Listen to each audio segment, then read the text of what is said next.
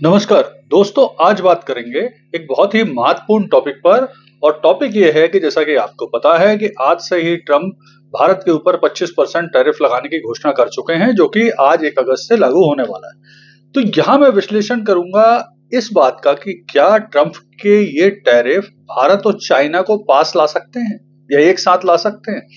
देखिए, थोड़ा-सा हम बैकग्राउंड समझते हैं। तो बैकग्राउंड ये है कि ऑलरेडी अप्रैल में ट्रम्प ने बोला था कि वो बहुत सारे देशों पर टैरिफ लगाएँगे, उनमें भारत भी एक था।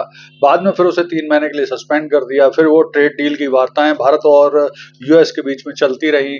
फिलहाल 4 राउंड की ट्रेड वार्ता हो गई है, कोई भी भारत और यूएस की ट्रेड डील नहीं हो पाई है। अब 5वें राउंड की वार्ता चल रही है। देखिए, मुझे लगता है जो पैंच कहीं फँसा हुआ है, पैंच ऐसे फँसा हुआ है कि शायद जो भारत का जो कृषि क्षेत्र है, डेयरी सेक्टर है, उसमें जो अमेरिका है वो एंटर करना चाहता है और भारत उसे परमिशन नहीं दे रहा है। तो ये प्रमुख रूप से कारण है। लेकिन यहाँ पर एक चीज समझना जरूरी है कि भारत और अमेरिका के बीच में जो व्यापार होता है वो लगभग 129 बिलियन यूएस डॉलर का है, जिसमें भारत को 40 बिलियन यूएस डॉलर का फायदा होता है। तो वो नुकसान निश्चित तौर पे होगा। भारत का जो फार्मा सेक्टर है, आईटी सेक्टर है, ऑटो जो कंपोनेंट्स भारत भेजता है, जो गारमेंट सेक्टर है, इन सब में भारत को नुकसान निश्चित तौर पर हो सकता है।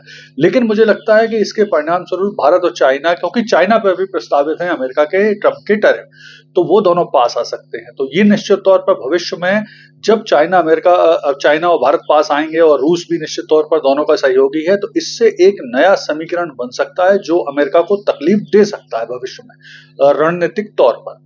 तो इसे थोड़ा सा समझते हैं। तो भारत और चाइना के संबंध, मतलब दोनों के संबंध बेहतर हो सकते हैं, दोनों पास आ सकते हैं, लेकिन एक लिमिट तक ही पास आएंगे, क्योंकि भारत का पूरा ट्रस्ट नहीं है चाइना के ऊपर। दोनों के बॉर्डर के रिलेशन बेहतर नहीं है, रणनीतिक संबंध बहुत बेहतर नहीं है।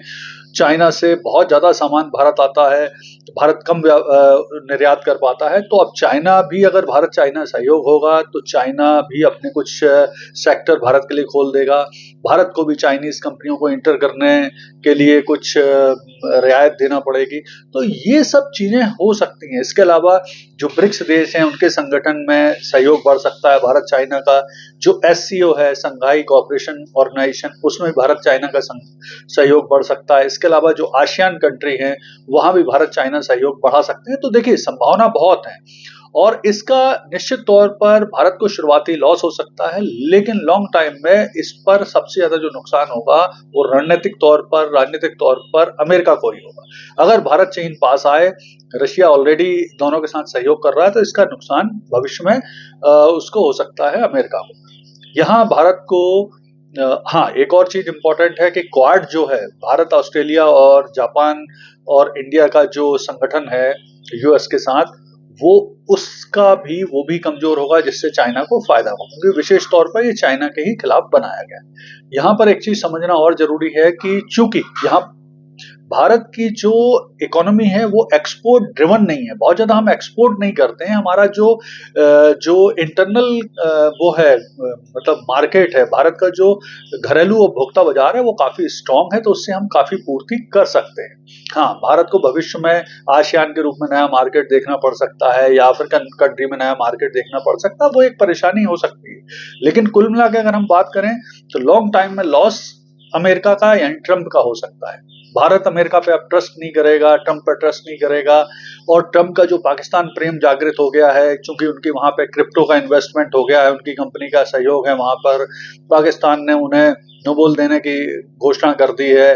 अभी हाल में ही एक बात आई थी कि कोई कंपनी के साथ ट्रेड डील पाकिस्तान ने की है, अमेरिकन कंपनी के साथ, जो पाकिस्तान में वो करेगा, ऑयल ढूंढेगा। तो इस तरह का सहयोग उनका चल रहा है।